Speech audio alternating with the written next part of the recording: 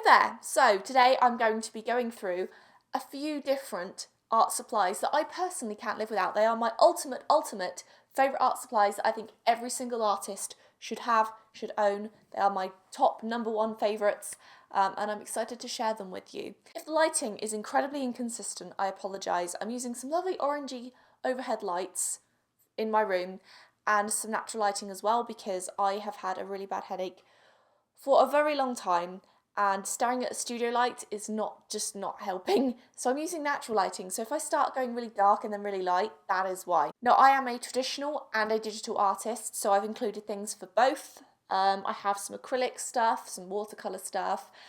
Basically I'm covering every kind of artist out there and yeah, let's get started and I hope you enjoy the video. So it wasn't until about a year and a half ago maybe that I started using mechanical pencils.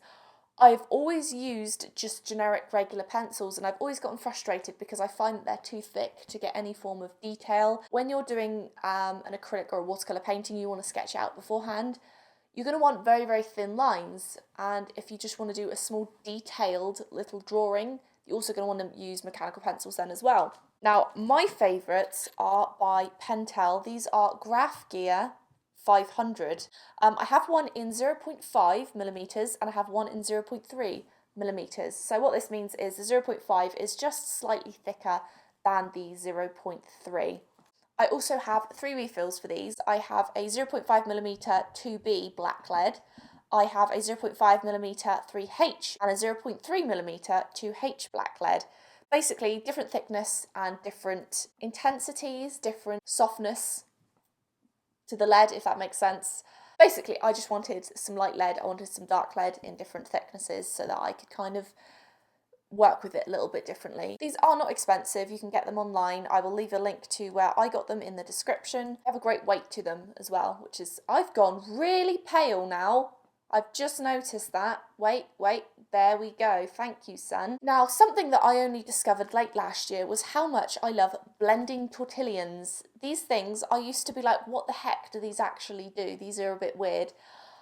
I really love these because it allows you to really nicely blend out things, even if you're not really doing a full-on pencil portrait. If you're just doing like a little character or whatever, it's always nice to have the flexibility of tortillons because you can blend out the graphite, whatever you're using. And they're just great, so I recommend them highly. They're very cheap. I always like the really, really small ones, but you can get them in like bigger sizes as well if you're working on bigger portraits. Kneadable erasers are really, really great as well because you're able to really, really manipulate the way that they work. You can get them into really fine little corners without dealing with the big bulky ones that just make a mess everywhere. These work best really for kind of like highlights in pencil portraits and things like that, but I just use it as a generic eraser, which I probably shouldn't. I'd probably be better using like a proper eraser, but this is what I stuck myself with and works great. Let's try markers next. If you're like me and you find that Copics are extortionately priced and difficult to get hold of, you are right. I really, really like the Windsor & Newton brush markers. They actually have 2 types. They have the brush markers and then they have the pro markers, and basically the difference is brush markers are like Copics, they have one chisel end and then one flexible brush nib. With the pro markers, you have, instead of a brush nib, you have a thin, fine nib, which is always really, really helpful. But I really like these. They blend well. You can get one in skin tones and they're cheaper than Copics, so win-win. So currently, my go-to acrylic paint is the Windsor & Newton Galleria set of acrylic paints. I have a couple of larger sizes I bought individually here, but you can get them in a full range set. They're really, really good, like student quality paints. I really like them a lot. I do have their professional set as well, which I really like using if I'm going to be making something that I'm going to be selling or wanting to last a long time. But these are very, very vibrant. They work well, especially if you're doing it as a hobby or you're just wanting to experiment a little bit with acrylic paint. They're very affordable, really good paints. Something that is a little bit more expensive, but I really have come to absolutely love, are these golden fluid acrylic iridescent paints. They do have just traditional paints as well, but I also have a gold one. I don't know where that is. Basically, they just have an iridescent finish to them and they're really, really beautiful. They just have such a beautiful just consistency and they just give your pieces a nice finished look where you can add like little It kind of looks like foil in a way. It's like adding foil to your pieces, but it's paint, makes it easier. So I really like those, definitely recommend them. Let's talk watercolours. Now, watercolours are something I have really come to love recently. I love using them, and I've used the Windsor Newton Cotman set for as long as I can remember. I really enjoyed starting out with that, but I kind of wanted to try something a little bit different that was more of a liquid instead of in like a pan. I wanted something that had maybe more of a range of colours that I could use to be more pigmented. So recently I started using the Dr. P.H. Martin's watercolour paint set. This is the set number 1. I think they have 3 different sets. This is the first set that they have. I absolutely love these little things. They are so great. They're so highly pigmented. I'm sorry, I know I keep using that word, but I literally don't have any idea what other word to use. They're highly colourful. You know, I don't know what else to say. They have a little dropper. Make sure that you screw these up properly, because the amount of times that I have knocked these over and gotten them everywhere is atrocious, and I haven't even had them that long. But yes, love these. They're not, I'm too bright. I'm too bright. Fix yourself, camera. Son, you're not helping. Go away. Thank you. Thank you. Thank you. This right here was done with the P.H. Martin watercolour. This is actually going to be a t-shirt design that I'm going to do. And it's going to have the white words pigmented on it, and I'm gonna get a t-shirt for myself and just wear it all the time. I actually made this Galaxy Nebula piece with those watercolours, and I have an hour-long tutorial of this. If you're interested in knowing how to make something like this, I have an hour-long tutorial on my Patreon, which is at just like full regular speed. I'm teaching you all of the basics of watercolours. So on my Patreon, I'm actually making all of my art video tutorials on Patreon, only $5 now, so I'll leave a link to that in the description as well. Now, if you are using watercolours, you're going to want a decent set of watercolour brushes. I actually talked about these last week, but I genuinely really love these, so I do recommend them highly. They're by Arteza, but they're just really good. They come in a variety of sizes. They're like full-size pens. I talked about them in more detail in the previous video, but they're really, really good. Now I'm going to talk about highlights. So when you're using paint, acrylic, watercolour, Copic markers or something like that, you're going to want some sort of highlight.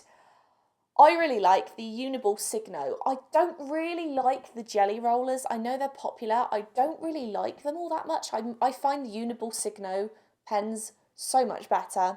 But even with these, I find that I don't get that pure white line that I really like. So I really like the Dr. P.H. Martin's Bombay India ink.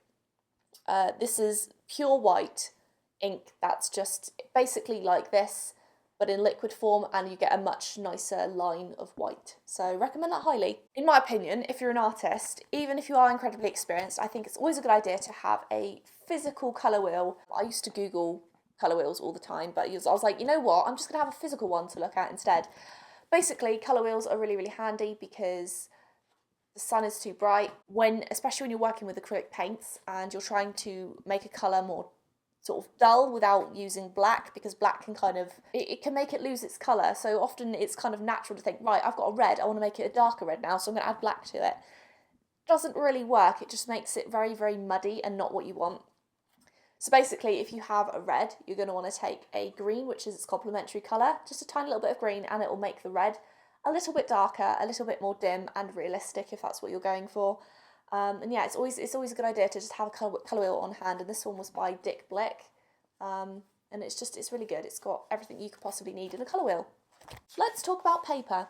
Now, I am someone that uses a lot of Strathmore paper because honestly, it's just the easiest to get hold of. It's what's really sold most locally to me, so I use a lot of it, and I personally really like Strathmore paper. I think it's really good quality and it's not too expensive. So I think it is of vital importance as an artist that you have not only a small sketchbook like this, but a sketchbook that is spiral bound, so you're able to really flip out your pages like that instead of having like a traditional glued in binding where you can't really open the page fully.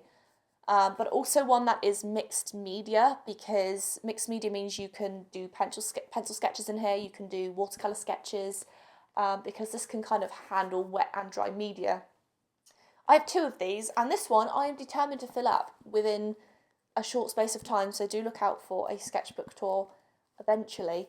They don't fall out easily, and I really like that. My favourite watercolour paper would have to be by Strathmore. I have actually tried an Arches watercolour paper, and I didn't really find, if I'm being honest, all that much difference. Maybe I wasn't using it right. How can you not use paper right? I don't really know.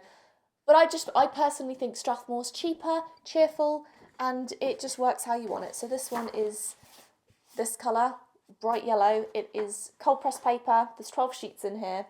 It is the 300 series. And I just find that watercolour goes on so vibrantly. Lastly, I'm going to talk about digital tablets, because digital tablets are fun. This is my favourite small tablet to use. It's by Wacom. It's an Intuos medium size tablet. Basically, you plug it into the USB on your computer. You got your little pen here, and then you doodle on the surface, and then you can do your digital paintings. I actually have a 2-hour digital art class on Skillshare if you are a digital artist or wanting to start into it. I actually have a link to that for people to get for free on my Patreon. I know I'm like plugging my Patreon a lot on this video, but if you're a $5 patron or more, you can access my 2-hour digital art class on there as well. So if you're interested, you can get that. But yeah, I love this. It's very easy to use. It's very portable because it's small, which is nice. Now this I did not buy. I was actually sent this by Huion. This is a Q11K tablet. I've used this once and I was actually quite impressed, I must admit.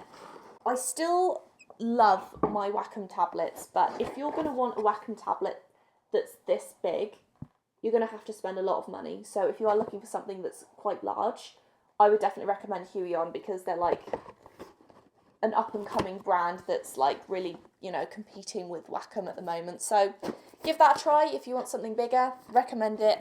Works good. And that is everything. I hope that was helpful to you. I really would love to hear any of your favourite art supplies if I didn't mention them in this video, or supplies you feel that every artist should own. Leave them in the comments down below and I'll definitely check them out. And how awesome are these art pieces by these 3 different people that I'm featuring this week? They're really, really good. Do check them out and follow them because they're really awesome. And yeah, thank you so much for watching. Hope you enjoyed the video. Take care of yourselves and I will see you in the next video.